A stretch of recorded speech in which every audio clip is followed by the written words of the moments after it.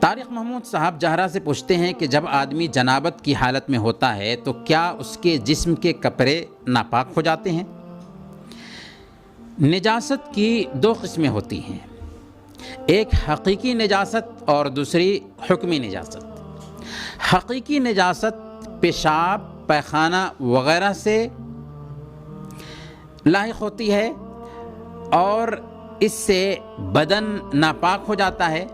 اگر کپڑوں میں نجاست لگ جائے تو کپڑے بھی ناپاک ہو جاتے ہیں، جبکہ حکمی نجاست جیسے وضو ہے اور غسل وغیرہ ہے، یعنی وضو اور غسل کی ضرورت محسوس ہو تو اس سے بدن ناپاک نہیں ہوتا، چہ جائے کہ کپڑے ناپاک ہوں۔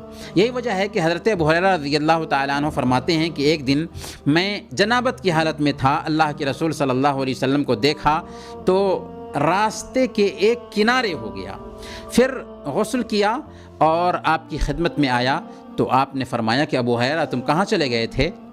تو آپ نے فرمایا کہ یا رسول اللہ میں جنوبی تھا، مجھے غسل کرنے کی ضرورت تھی۔ تو اللہ کے نبی صلی اللہ علیہ وسلم نے فرمایا کہ مسلمان ناپاک نہیں ہوتا، مسلمان پلید نہیں ہوتا۔ پتہ یہ چلا کہ جنابت کی وجہ سے جسم میں پلیدی یا ناپاکی سرایت نہیں کرتی، بلکہ یہ حکمی نجاست ہے جسے غسل سے دور کیا جا سکتا ہے۔ رہی بات کپڑے کی، تو کپڑے نجاست سے آلودہ ہو جاتے ہیں تو اس کو دھل دینا کافی ہوگا۔